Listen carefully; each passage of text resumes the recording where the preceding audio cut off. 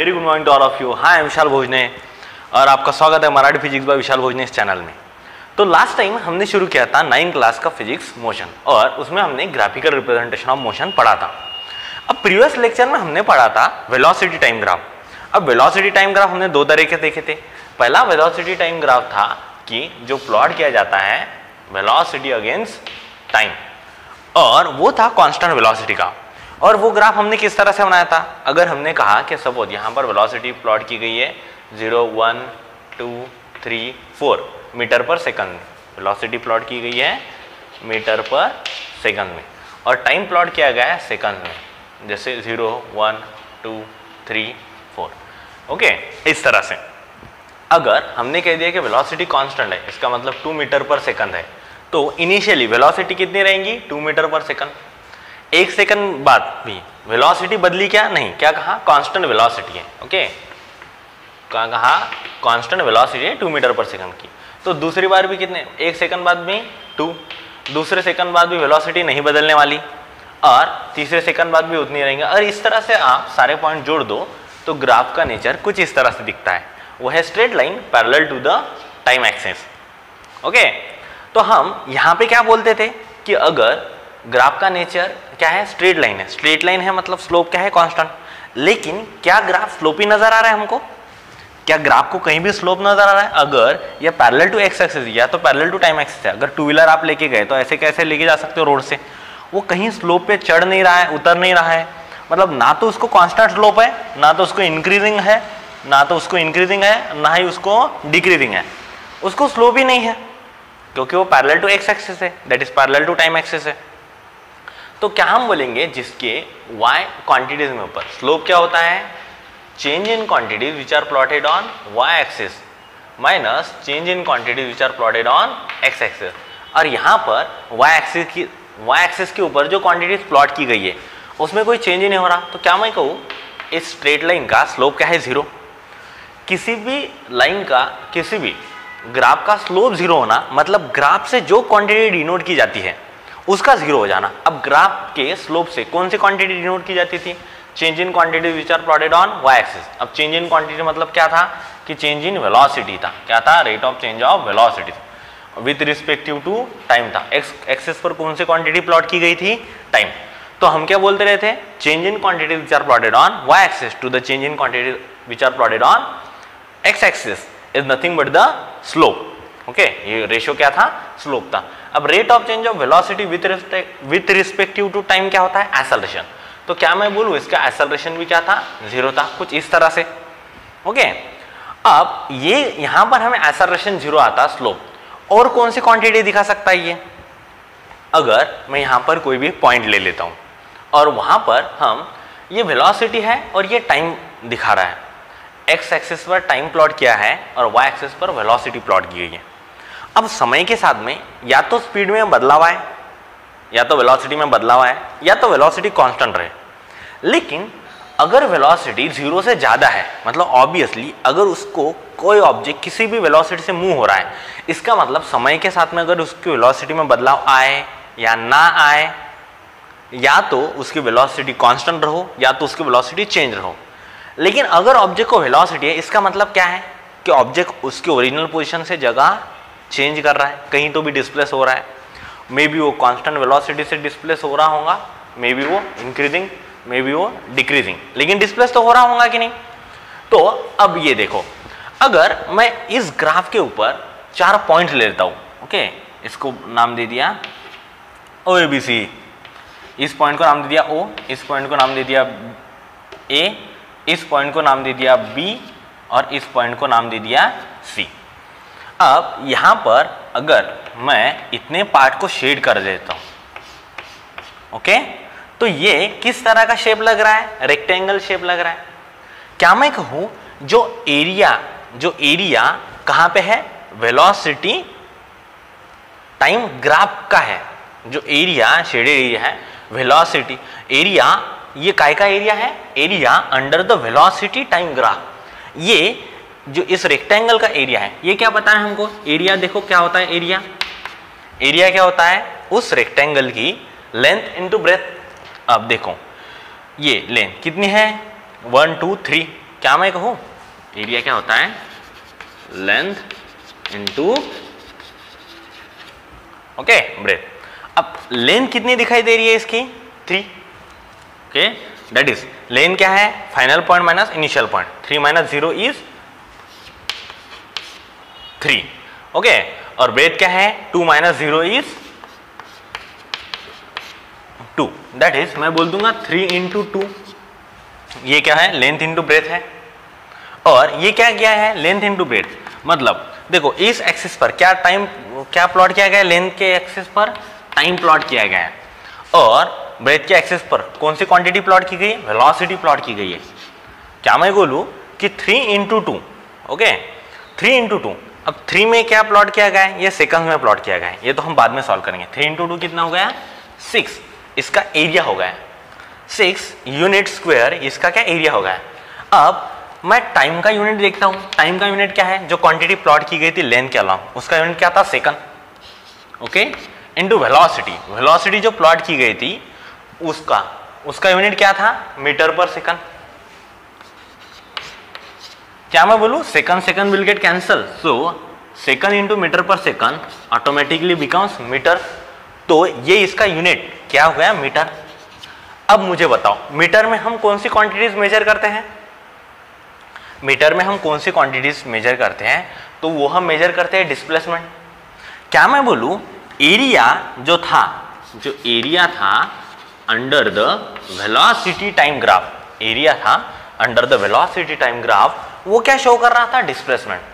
अब देखो इसको वेरीफाई करके देखते हैं, डिस्प्लेसमेंट क्या होती है, rate of change of velocity with respective to time. क्या मैं कहूं कि अगर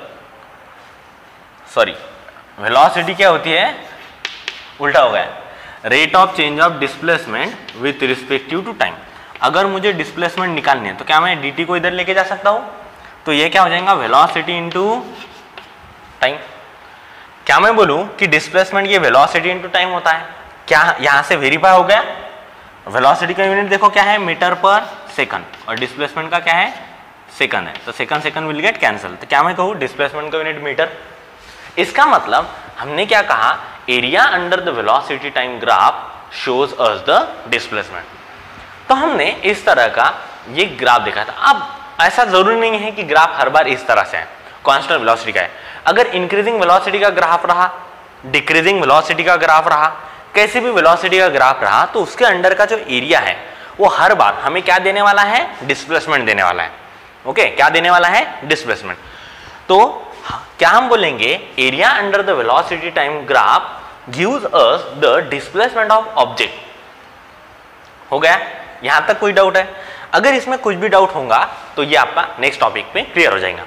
यहां पर हम देखने वाले हैं जो काइनेमेटिकल इक्वेशंस हैं वो किस तरह से बनते हैं। Okay, equations of motion by graphical method. अब देखो, एक बहुत सही मेथड पढ़ाने जा रहा हूं मैं आप लोगों को, इसको जरा ध्यान से देखिएगा और कुछ भी डाउट है तो पूछिएगा। तो ये तो हो गया हमारा, ये इतना ध्यान में रखो जरा। तो ये मिटा रहा हूं मैं, इसको स्क्रीनशॉट निकाल लेना। अब देखो, अब मैंने कोई रैंडम ये ले रहा हूं मैं, कोई रैंडम ग्राफ ले रहा हूं कि जिसके मुझे लेन बेट बाकी चीज़ों के बारे में पता नहीं है। लेट्स से मैंने एक रैंडम ग्राफ ले लिया जहां पर एक्स एक्सिस के ऊपर मैंने प्लॉट कर दिया टाइम सेकंड्स में, और वाई एक्सिस के ऊपर मैंने प्लॉट कर the velocity metre per second. तो लेट्स से ऑब्जेक्ट यहां से मूव हो रहा था। अब ऑब्जेक्ट जब ओरिजिन से देखा, जब मैंने ऑब्जेक्ट का मोशन ऑब्जर्व करना स्टार्ट कर दिया, तो मुझे वो कुछ तो भी इनिशियल वेलोसिटी थी उसको। इसका मतलब quantity which is plotted on Y axis 0 थी क्या, नहीं थी, ये कुछ तो भी इनिशियली थी। तो इस ऑब्जेक्ट की इनिशियल वेलोसिटी थी लेट्स से u इतनी है। अब क्या हुआ, जैसे जैसे समय बढ़ता गया, जैसे जैसे समय बढ़ता गया, 1 2 3 4 5, ये मैं ना प्लॉट करते हुए मैं डायरेक्ट बोलता हूं, जैसे जैसे टाइम बढ़ता गया वैसे वैसे कांस्टेंट एक्सेलरेशन के साथ में ये जो ऑब्जेक्ट है ये मूव होते गए ओरिजिन से। अब जिसका क्या है, एक्सेलरेशन कांस्टेंट है, जिसका क्या है, एक्सेलरेशन कांस्टेंट है, उसकी वेलोसिटी का चेंज क्या होगा, सेम होगा। एक्सेलरेशन क्या होता है, rate of change of velocity with respect to time. क्या मैं कहूँ v minus u upon t, या तो मैं ऐसा बोलूं v2 minus v1 upon time is nothing but acceleration. अगर एक्सेलरेशन कांस्टेंट है इसका मतलब v2 माइनस v1 का चेंज भी क्या है, कांस्टेंट। अगर v1 1 मीटर पर सेकंड है और acceleration 1 metre per second square का है, ओके, इनिशियल वेलोसिटी को मैं v1 बोल देता हूँ लेट्स से समझने के लिए। Acceleration 1 metre per second square का है, मतलब वेलोसिटी में आने वाला बदलाव 1 मीटर पर सेकंड स्क्वायर का है, तो क्या मैं कहूंगा पहले सेकंड में वेलोसिटी अगर 1 मीटर पर सेकंड में है तो दूसरे सेकंड में वेलोसिटी 2 मीटर पर सेकंड रहेंगी क्योंकि एक से बड़ी। अब तीसरे सेकंड में वेलोसिटी और एक से बढ़कर 3 मीटर पर सेकंड हो जाएंगे। इस तरह से वेलोसिटी कंटिन्यूअस बढ़ते जाएंगे क्योंकि एक्सेलरेशन क्या है, कांस्टेंट है। अगर मैं कांस्टेंट एक्सेलरेशन का ग्राफ बनाता हूं, ओके, तो हमने देखा था कि जैसे इनिशियल वेलोसिटी ऑब्जेक्ट की है u, अब ऑब्जेक्ट की कांस्टेंट एक्सेलरेशन से ऑब्जेक्ट मूव कर रहा है और कुछ समय बाद कांस्टेंट एक्सेलरेशन से मतलब नेचर ऑफ ग्राफ किस तरह से आएगा, स्ट्रेट लाइन। स्लोप अगर कांस्टेंट है, ओके, एक्सेलरेशन क्या बता रहा है, स्लोप बता रहा है इस ग्राफ का, और एक्सेलरेशन अगर कांस्टेंट है इसका मतलब स्लोप भी क्या है, कांस्टेंट है। वेलोसिटी टाइम ग्राफ है ना, वेलोसिटी टाइम ग्राफ का स्लोप क्या होता है, एक्सेलरेशन, और डिस्प्लेसमेंट टाइम ग्राफ का स्लोप क्या होता है, वेलोसिटी। अब वेलोसिटी टाइम ग्राफ का स्लोप है मतलब एक्सेलरेशन कांस्टेंट है तो स्लोप भी क्या रहेगा, कांस्टेंट। और कहीं जाकर ऑब्जेक्ट की फाइनल वेलोसिटी यहां पे मिल रही है v, मतलब अगर यहां पे देखो तो यहां पे उसकी वेलोसिटी मिल रही है v, ओके। क्या मैं कहूं इतना, ये क्या मिल रही है, v मिल रही है। अब ऑब्जेक्ट यहां तक पहुंच गया, ओके, इतने समय में ऑब्जेक्ट t इतने समय में यहां तक पहुंच गया। टाइम प्लॉट किया था सेकंड में, t इतने समय में यहां तक पहुंच गया। अब हमने क्या पढ़ा लास्ट टॉपिक में, हमने पढ़ा area under the velocity time graph gives us the displacement. तो क्या मैं बोलूं हमें इतने ग्राफ का, ये जो ग्राफ है वेलोसिटी टाइम ग्राफ, ओके, अब यहां पर इनिशियल वेलोसिटी भी कुछ थी और फाइनल कुछ है, और ये ग्राफ का हमें ये जो एरिया है, ये एरिया निकालना है। ये एरिया क्या रहेंगी, total displacement of the object रहने वाली है। अब ये जो एरिया है ये दो एरिया से बनता है। देखो पहला तो ये रेक्टेंगुलर शेप आ जाएगा, है कि नहीं, और दूसरा ये ट्रायंगल।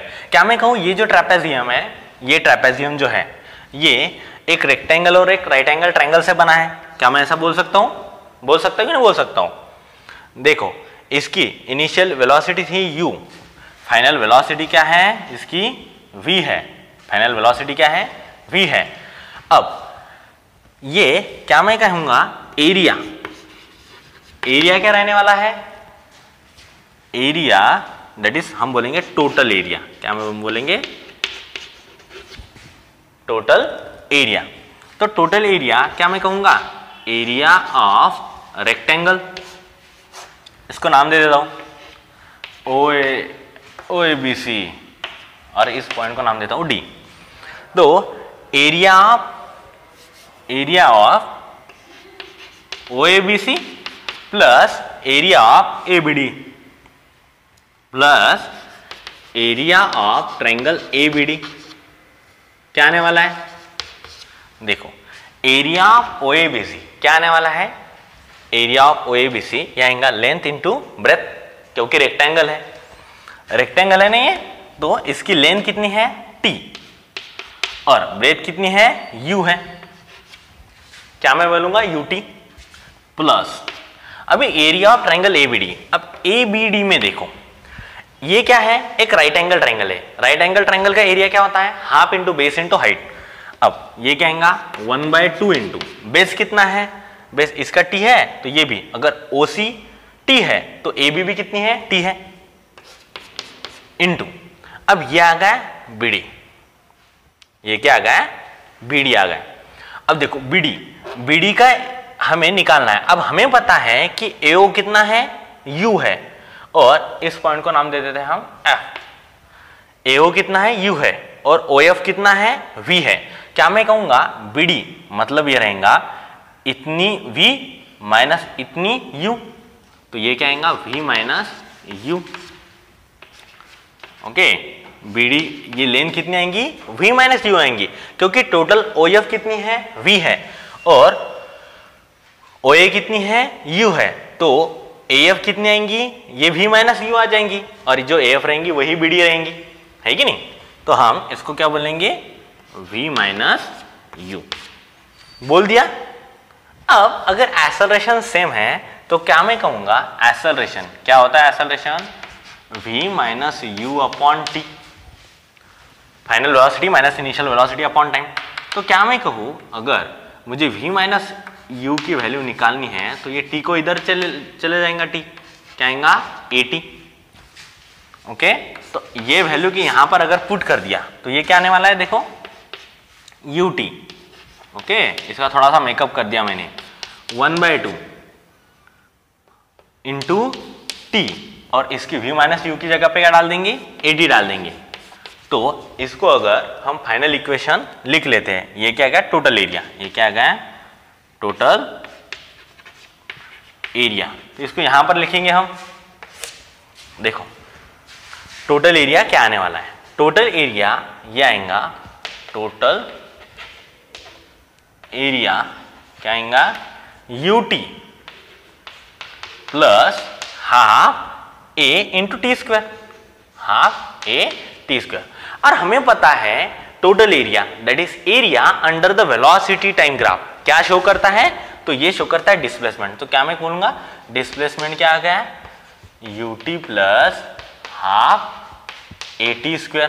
क्या हम बोल सकते हैं ग्राफिकल रिप्रेजेंटेशन से हमें दो तो मिल गए, पहला मिल गया काइनेमेटिकल इक्वेशन एक्सेलरेशन वाला, एक्सेलरेशन क्या है change in velocity upon time that is final velocity minus initial velocity upon time, और दूसरा आ गया डिस्प्लेसमेंट। क्या समझ में आ गया ये। अब हम डिस्प्लेसमेंट को इस तरफ से भी लिख सकते हैं, डिस्प्लेसमेंट मतलब क्या है, ये वेलोसिटी में बदलाव आ रहा है लेकिन कांस्टेंट एक्सेलरेशन है। एक्सेलरेशन अगर कांस्टेंट है तो वेलोसिटी में आने वाले बदलाव का रेट भी कांस्टेंट है। तो डिस्प्लेसमेंट को हम चेंजिंग दैट इज हम बोल सकते हैं एवरेज वेलोसिटी इनटू टाइम भी बोल सकते हैं। तो एवरेज वेलोसिटी क्या होता है u प्लस वी अपॉन 2, ये हो गया एवरेज वेलोसिटी इनटू टाइम। तो ये भी हम बोल सकते हैं अगर उसकी दो ही वेलोसिटी दी गई है तो, ओके। समझ में आ गया आप लोगों को। तो ये भी हम डिस्प्लेसमेंट का फॉर्मूला इस्तेमाल कर सकते हैं। नेक्स्ट लेक्चर में हम इसका थर्ड काइनेमेटिकल इक्वेशन इसका स्क्वायर करके हम वो देख लेंगे, ओके। और नेक्स्ट टॉपिक देंगे। Thank you.